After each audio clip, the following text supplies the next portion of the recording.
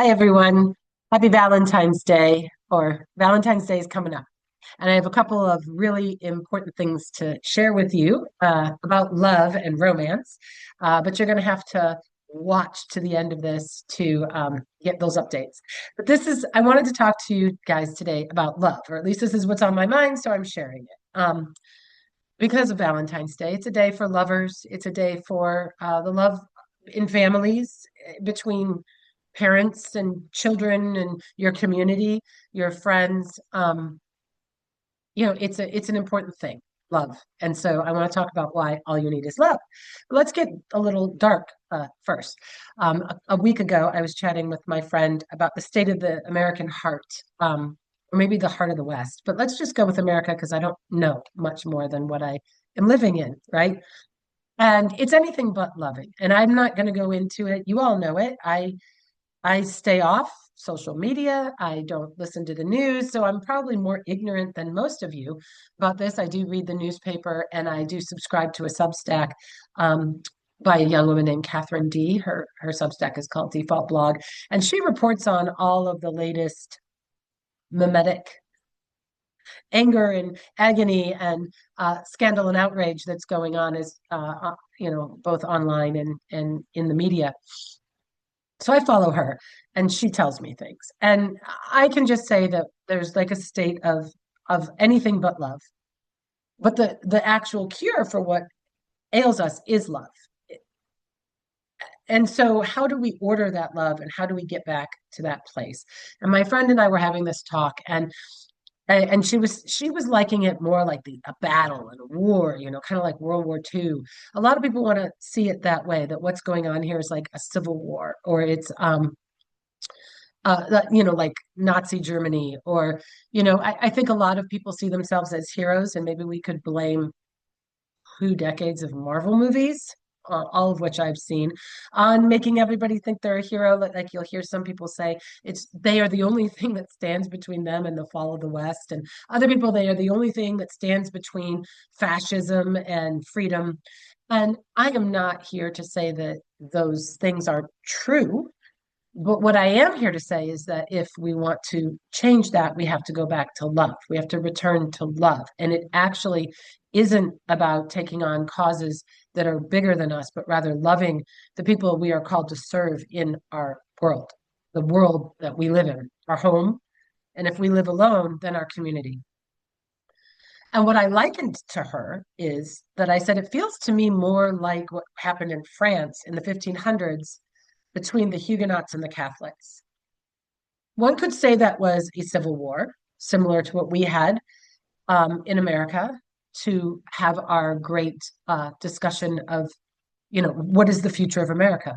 And I think we're there again. So in that case, it's definitely like a civil war, but there's a spiritual element to it. And what I mean by that is within France in 1560, for example, in a little town named Amboise, a chalet town that I visited with my husband in 2019, what I learned was that I was standing on the site of a massacre that occurred in 1560 when 1,200 Huguenot soldiers came into that town while everyone was sleeping to try and kidnap the king who was in residence at the chateau at the time, Francis II, who actually was married to Mary, Queen of Scots at the time. They were teens, young, let's say 14, 15. Francis would go on to die of probably poisoning, but something shortly thereafter, and she would go on with the rest of her future, right? Mary, Queen of Scots. But at this point, she's married to him, and 1,200 Huguenot soldiers come in. So these are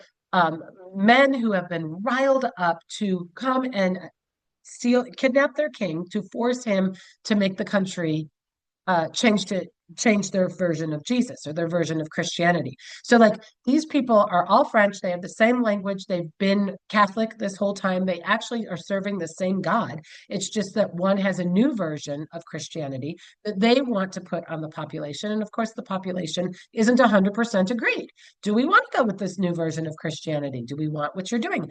And the people in power are manipulating their residents into killing one another. hating one another, their own people. They eat the same food, they like the same music, they live in the same land. Brothers against brothers, fathers against sons, mothers against sons, sons up against mothers, literally willing to kill their own families, their neighbors, people that, for centuries grew up together in these little tiny towns. So in come these men that are under, you know, their passion has been riled up and moved by their leader to come and kidnap the king, and they kill everybody on the way, and they wake up these people and rape them, assuming they're just the Catholics that they're raping. They don't win. They end up making a big mistake and getting blocked by the king's men, like only 500 king's guards down a street.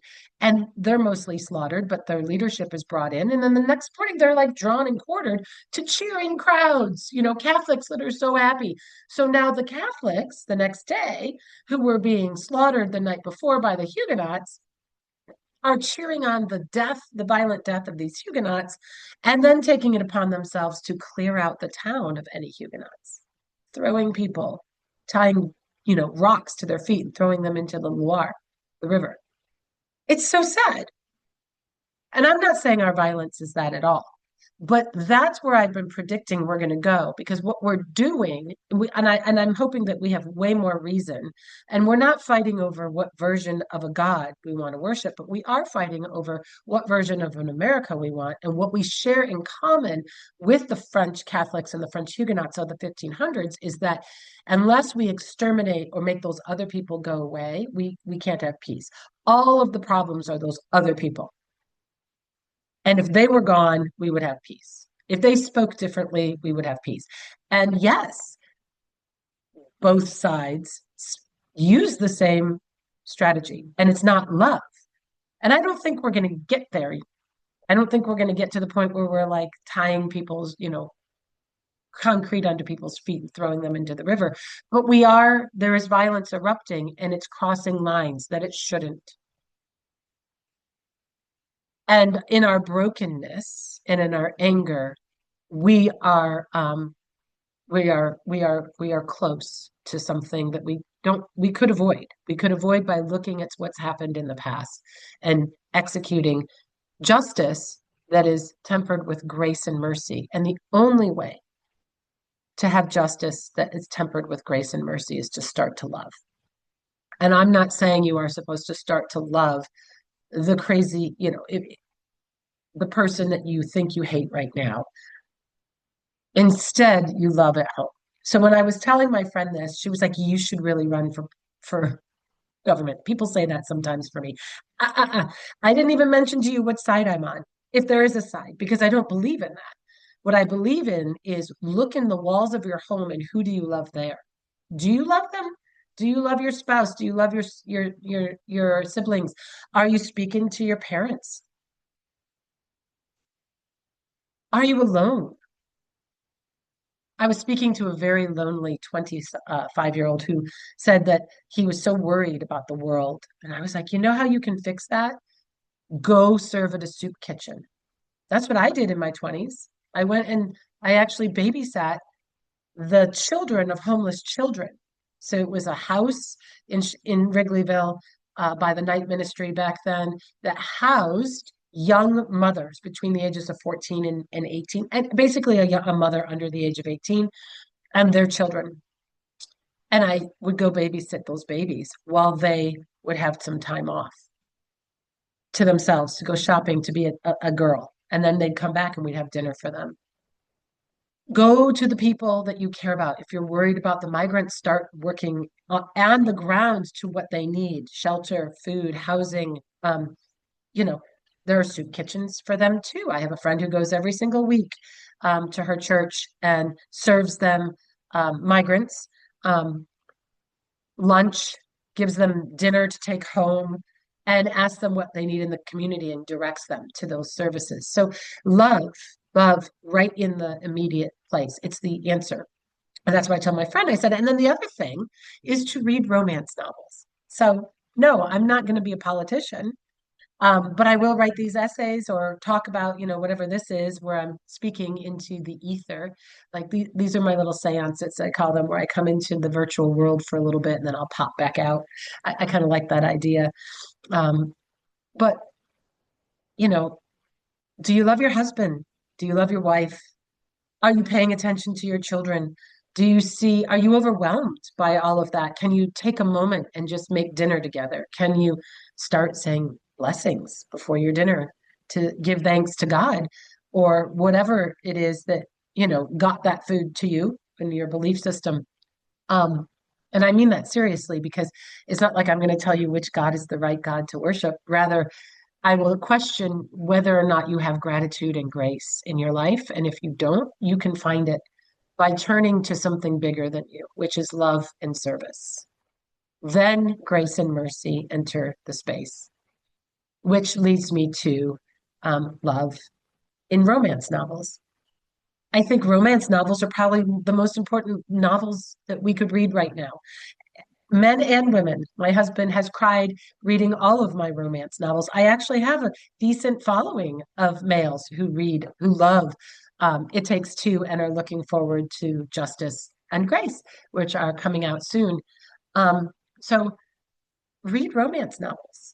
There are a lot of great writers out there. I highly recommend one named Emily Henry. Her books seem to have good crossover between men and women too. Yes, you could have from romantic comedies, romantic dramas. Life is messy. My characters still hurt each other. They still make big, big mistakes. There's death, there's birth, there's betrayal. But love is really, really important. And learning to love and taking that risk and that vulnerability is really, really important. And sometimes it's really hard to love strangers or people you don't know. And yet you can make them also your scapegoat. You can get really, really angry at them. And then you're forgetting that right in front of you are these children that just need to be held by you, or a parent that just needs a conversation from you. Um, and you don't have to forgive them for everything they did. I mean, you should forgive them. It makes you feel better, but you don't have to look at them like they're a saint, but they still need your conversation and your love. And it teaches service. And service and love are the answer out of this mess. And it's humility as a result. So what's going on? Um, I have a new book coming out, and it's called Justice. And it is absolutely a play on virtues, as I've said before, justice and grace. Um, that's why there's a second one called Grace that will come out probably in May. I need to let you have justice first and then make you wait a little bit so you're eager for grace. Yeah. But in the meantime, this week, It Takes Two, my first big romance. And to be fair, all my books are actually romances. My ancient Egypt books are about a pair of twin flames. The eHuman Dawn books or the eHumanity books, yeah, they're sci-fi, but at the heart of it is romance on many levels. And love is actually the answer out of the true uh, thing we have to worry about, which is becoming machines. We don't want to become machines. And love is what keeps us human also. But let's just go with a classic romance. It Takes Two is a classic romance. It is free on Kindle this week until Valentine's Day, and you can order it on Amazon for only $10. I have those links below also. And then Justice is coming out. Pre-order links are available now. Amazon only lets you pre-order Kindle. That won't let you pre-order a paperback. But if you would like to receive an autographed paperback from me, hopefully a couple days before release, that's my hope that you actually would get it early.